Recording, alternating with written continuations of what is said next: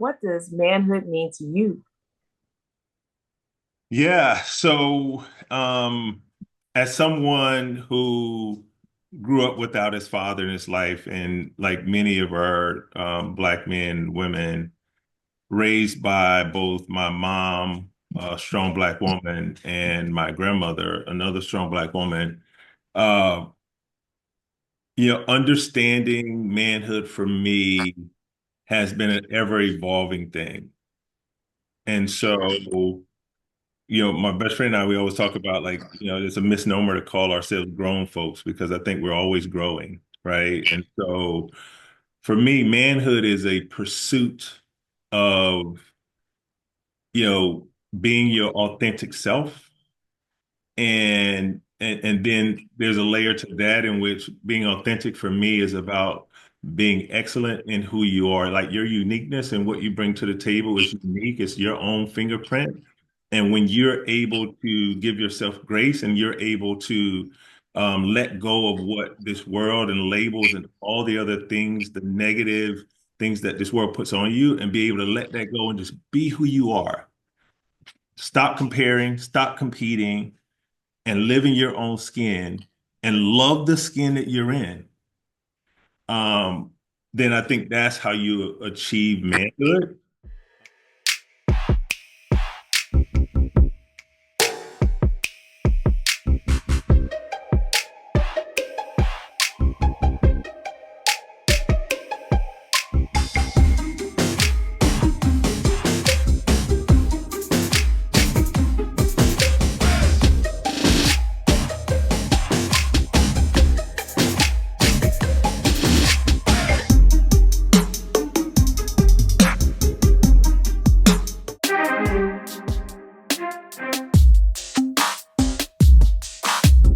Hi, and welcome to another edition of King Crush Thursday, the series where we highlight and uplift Black men, because frankly, not too many people are doing it. My name is Val Gay, and I'm super excited about this brother today. He is, again, one of those multifaceted kind of brothers. Let's see. He is the CEO and a nonprofit leader of an amazing nonprofit. He is a former professional basketball player. Let's see, what else? Oh, yeah. He actually both summited Mount Kilimanjaro and he cycled across the United States. That's a lot. Oh, yeah. And he has a wife and 7 kids. That's His name is Mr. Marcus Allen. Hey, Marcus. Hey, Val, good to see you, my friend. Good to see you too. Thank you so much for being here. Thank you. Absolutely. And I'm super happy that you are here because this conversation is actually putting yet another wedge in the window that we're trying to open of the both the very narrow and myopic view of Black men in the world. And we know through media that it's a very slim kind of pickings of if you talk about who Black men are. Um, and yet we know that there are myriad of Black men out there, as many as walking the planet. Those are the kinds of Black men. And so we want to change some of these narratives that are often just very stereotypical and often negative. I often say that the narratives that we see are not always incorrect. A lot of times they are incorrect, but they are certainly incomplete. And so we really want to round out these stories because one day I hope that there's a young king who may or may not have positive Black male role models for him to come to this repository to these same 6 questions answered by so many amazing, positive, and successful Black men, and for him to find guidance there.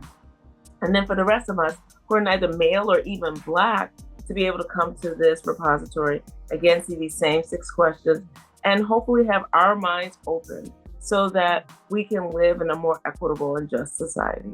And so I'm so glad that you are here. And I'm going to get started with the first question, which is, what does manhood mean to you?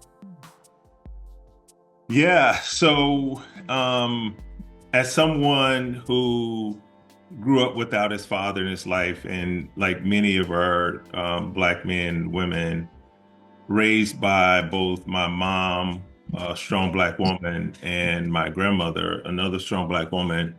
Uh, Understanding manhood for me has been an ever evolving thing.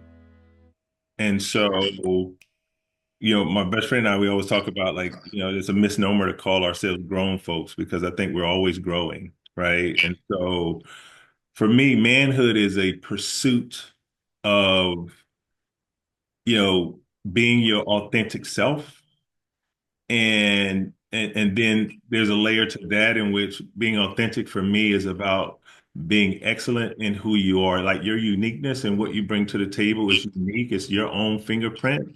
And when you're able to give yourself grace and you're able to let go of what this world and labels and all the other things, the negative things that this world puts on you, and be able to let that go and just be who you are.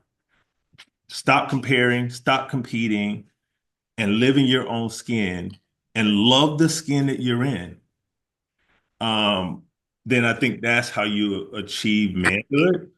To your point, is multifaceted. There's no one route to manhood. There's no one typical way that someone should say, "Oh, that's manhood," because it changes depending on your environment. It changes depending on, what your responsibilities are and what you're accountable to. And so for me, manhood is me accepting responsibility for those in my charge, whether it is my organization at Big Brothers Big Sisters, whether it is my family leading this household, and bringing that element to the house that's dominated by estrogen, and being able to hear that, feel that, understand it to the best of my ability, and make sure that it's heard. And then for me, also understanding that I don't know it all and I don't have to be right. Right. And that was the part of manhood that took a little bit for me. But yeah, so manhood is still evolving for me. One last thing I'll say, and I heard this the other day, and I was like, that's exactly how I would articulate it. I used to think that manhood was also being able to speak like bluntly with people, right? Instead of trying to let everybody like you, just say what it is. Get it off your chest. And I now understand with manhood, I have responsibility. It's not about getting it off my chest. It's about how the other person receives it in their chest, right? And so manhood is being very circumspect in how we navigate this world. Thank you. That's awesome. Excellent. Yes, yes, yes, yes. Thank you so much. Yes. So, Marcus, who and or what is important to you? Um, who and or what? There's a lot of things I could go, places I go, but what I would do for brevity's sake, I would say what is important to me is my purpose. And um, having that purpose for me allows me to wake up every day with vigor in my spirit, with an optimism and a hope that short-term or daily situations and circumstances doesn't change, that I know I have a purpose. And my purpose in life is to serve others to the best of my ability. I know that God put me here for a purpose, and that purpose is oftentimes the thing that irritates you the most and brings you the most challenges. And oftentimes that's where you find your purpose. And so people are very difficult, relationships are very difficult. But I get the opportunity every day to take one step closer to achieving my purpose in life. Mm, that's beautiful. That's awesome. Excellent. Thank you so much. So, Marcus, how do you want us to see you? Mm. Hmm. I would like for people to see me, particularly my kids, as someone who never let anyone or any circumstances put limitations on them. Someone who believed in the power of having willpower. I'm the same person who used to say that I made myself tall because there's nobody in my family as tall as I am. And I used to, growing up, I was short and skinny, and I always dreamed of being tall. Like I said, I'm going to be tall. And then there was other things in my life that I just said I was going to do, and it happened. Like the climb Kilimanjaro or the ride my bike. I had never ridden a bike long distance before. And people looked at me and said I was crazy when I was going to climb Kilimanjaro with a, recently replaced right hip. And a doctor told me I needed two knee replacements, and I'm saying I'm not getting knee replacements. And so just saying I'm gonna just do it, right? And I hope to be an inspiration for people when they see me and they say, well, if he can do it, I can do it. Yeah. Got it. Got it. Wow. Wow. Wow. Wow. Wow. It's hard enough to do it with like, two hips that you came in with, like that's amazing. That is amazing. So, question 4 is, Marcus, what is your epic dream? My epic dream. Um, I remember growing up, not knowing my father. My grandfather was this really strong black man who never really ever quite got it together in life, but he was an entrepreneur. He was tough, he was mean, he was all of these things. But one of the things that he did was he kept our family together. And we would have a family reunion every year. And every year, all these people that I didn't even know that were in my family that, would show up and we would love on one another. It just felt great as a kid. And then when my grandfather died, that went away. And so my dream would be that someday I can be that part of my grandfather to bring our family together, right? To make sure that we all see the legacy and the triumph that we've had as a family and build a new expectation for our future seeds. Now that I have kids, my son has a son who's 5 years old, 4 years old.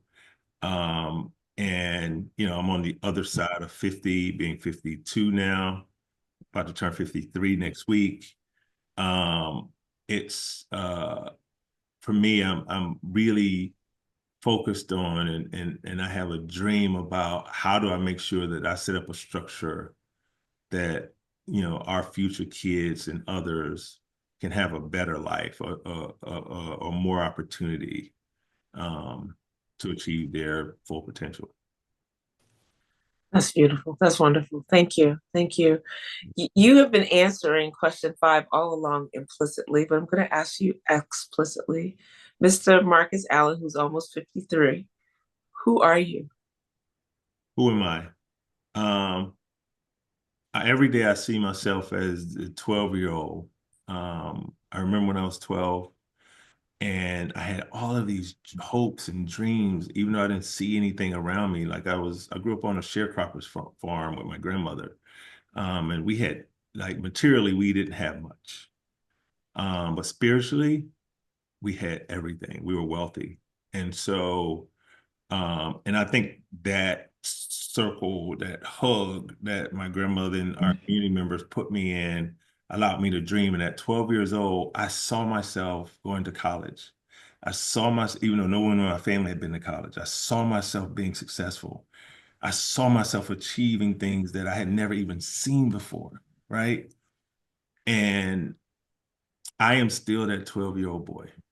Like, and sometimes when people talk to me and it's like, oh man, like that's so aspirational. And for me, it's such an insult when people say that to me. I don't know why. It probably shouldn't be, but when people say, oh, it's aspirational, I'm just like, no, it's not aspirational for me. It is something to strive for. And so I am that person. I'm a relentless optimistic, regardless of what is happening around me. I just, I believe, I believe in God. I believe Jesus Christ is my Lord and Savior. Uh, and I also believe that things are always going to work itself out, even when the worst stuff happens. And so I'm that person that people turn to when things are going bad. And I, I now embrace it. I used to see it as a drag, and I embrace it. That's what it is. That's who I am. Thank you. Wow. Thank you. Thank you so Yeah. much. So here we are already at question six, which is there anything that I should have asked you that I didn't, or you wanted me to ask you that I didn't? In other words, what did I miss? I think for me, given the theme of this and who you're this video, these talks are supposed to inspire. I think the thing that you may have missed, or we did talk about, I'm gonna say you missed it, but we haven't talked about, has been oftentimes people like myself get on here and we have all these things that we say, and people, we don't necessarily give people who are aspiring to be that, they're focused on getting to that level. We don't give them the backstory and we make it seem like it's all like rosy and glamorous and all of that stuff. Um, and I would say to your viewers, your listeners, um, that don't underestimate the problems and challenges that you're going through in life. Because those very problems and challenges and the people calling you weird and the people saying you're not going to make it and the people trying to hold you back and the people saying all of this negative stuff, let them and understand that that is changing you. It's a process that we all have to go through, and everybody's process is different. But don't be fooled because this is not easy. What you're trying to achieve in life, where you're trying to go, it is uncharted territory because you've never been the person, nobody's ever been like you who's trying to do what you're doing. Now, other people may have done what you're trying to do, but they weren't you. So your path there is going to be totally different than everyone else's. And so don't discount your biggest traumas in life, your worst traumas. Don't discount your worst failures. Don't discount your worst experiences. Because I can tell you now, like, I think the best leaders that we've ever seen have had the worst challenges. And so when I am asked to lead certain things or be in certain positions, I I hope that people don't just see me as someone who can articulate themselves and who can get people behind a thing. I hope they also say, like, that's a person who's been through something and I can get behind that, right? I don't think I can trust a leader who hasn't been through something, right? And for me, that's why I'm wearing this jersey, because I saw what the Eagles went through this year. And when you see them start a season 2-2, when everyone's saying the coach should be fired, when everyone's saying that Jalen's overrated, when everyone is saying that they don't have discipline on the defense, everybody was against them. And this team went and did something that will go down as probably one of the greatest victories in Super Bowl history. And so if we don't learn anything else from that, let's not lose, ourselves in just looking at the Super Bowl. Let's go back and look at what led to the Super Bowl. It wasn't the wins that helped them to get where they are. It was the losses. It was the failures. It was everybody being against them. Everybody's for them now. But that is how I feel about any leader, right? Like, you build character in time of challenge. You tend to take a deeper look at yourself when you're going through stuff, and you're more humble, and if you're paying attention, it's not about you, right? And so I hope, you know that's, outside of the questions you asked, Val, that's something that people take from this. And I mean everything that I'm saying here. I know sometimes people have a tendency to want to say what people want to hear. I have a tendency of telling you exactly what's on my heart and the way this is on it's on my heart. And I don't know any other way to be. I don't know any other way to lead. I don't know any other way to inspire.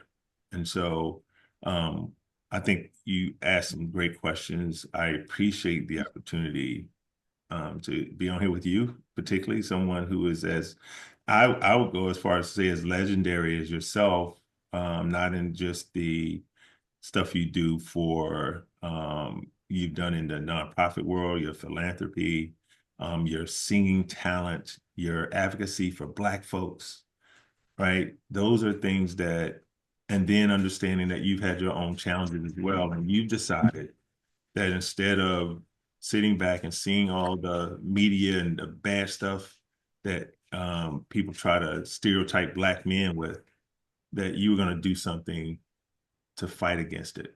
And so I got nothing but respect for you.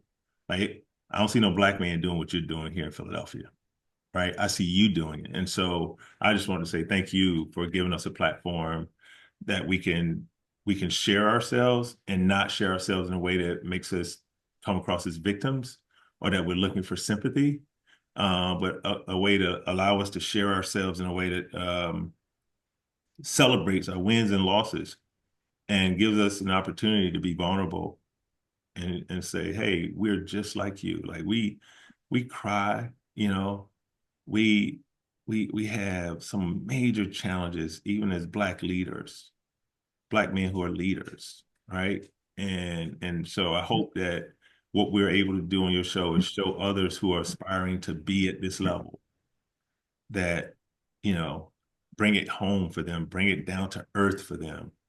Like status, money, resources means nothing if you don't allow life and the journey and the process to build character, to reinforce values, and to continue to learn as you go down this path. And so thank you, Val. I truly appreciate this opportunity. Wow. Wow, wow, wow. Marcus, thank you. Thank you for all of that. So much of what you've said, I want to respond to. I try not to talk too much here because this is not about me, this is about you. And but something that you said about optimism. I've said it here before on this platform. I believe with every fiber of my being that optimism is a badge of courage. And it takes strength to be optimistic because the easiest thing to do is kind of go with the tide with all of the negative things that are all around us every day and have been around humanity since Hmm. basically the fall of man. And but yet we can find hope. And so I'm really grateful for all the things that you said. I love what you talked about with your epic dream, which I pray comes true sooner rather than later. And as you were talking, I realized that we all have that choice to become the legacy, the leader, the ancestor while still living for our family. We have that choice. So we can decide if we didn't come from a family that had those things, we can decide, I want to take a little bit of this, I want to take a little bit of that, and I'm going to become that for my family. I'm creating the tradition. Or if there's someone that you have seen and you want to model and emulate, I'm going to continue the tradition. We get to do that. And so I'm really grateful for you. There's so much that you said there. And on behalf of, the young boys and girls that fall under your leadership through the Boys and Girls Club. Big Um, brother. excuse me, I said boys, I meant big brothers, It's big all good. It's all good. It happens all the time. brothers, big sisters. Because I said boys and girls, big brothers, big sisters. I'm just really grateful for your work, because we all need somebody. And I guess in some small way, my goal for this is to be, for you all to be the collective big brother to some young kid Mm, somewhere, right? Who yeah. you may not ever meet. They may not have the opportunity to meet someone to be with them, but to hopefully find guidance. And so, again, I just honor you, my king. I do pray your everything comes true. I'm just so grateful that you were with us today. And just thank you, Thank Marcus, you. so much. And if I could say one last thing, as you were talking, it made me think about when we talk about optimism and leadership, an analogy that I was telling someone today that I thought about. This person was saying to me, they was like, Marcus, I aspire to be like you in the way that like most people talk behind people's back. He said, but in your position, the way you are, people tell you to your face. I said, well, it's a little different than that. I said, here's the analogy. I said, just like anyone else, I get stabbed in the back with a butcher knife. I get stabbed in the chest with a pocket knife. I said, and in both of those cases, they blame me for my blood getting on them. Right? I said, so if you take that analogy, you understand that like what you hear and see is only a small fraction of what you don't hear and see. Right? And even whether you did something or not, you're going to get blamed for it. And that's fine. And as a leader, you keep moving forward regardless, right? Because leadership is about suffering, right? When you decide to lead, you're deciding to take on all those people's suffering, all those people's baggage, all those people challenges and say, I'm here for you, right? And so, thank you, Val, for this. And I'm praying that, this message, your messages, your effort, your initiative gets to the people that you're trying to get to, and that it creates a ripple effect that helps continue to make this city and the surrounding counties better. Thank you. Thank you so much. Thank you. And stay right there because I want to thank the audience. I hope you enjoyed this conversation as much as I did. And if there is a positive and successful Black man in your life who you want to hear from and see highlighted in this forum, please click the link below or my bio, fill out the nomination form, and we'll take it from there. I often say that success is not based on what a man does for a living. As long as it's legal and he's not hurting anybody, I don't really care what he does for a living, because in our society, that is not necessarily the measure of a Black man's capacity. But what is a measure of his capacity is the content of his character and the impact that he is making on others, beginning with the nuclear family and spreading out writ large. Those brothers, I really want all of us to hear from and see, and it doesn't matter what they do for a living. And so please stay tuned next week for yet another amazing king. And please remember to spread love and have a great day. Thank you so much. And Marcus, thank you. That was really awesome. Thank you so much. Thank you. Thank you for calling me a king. I love that. Thank you.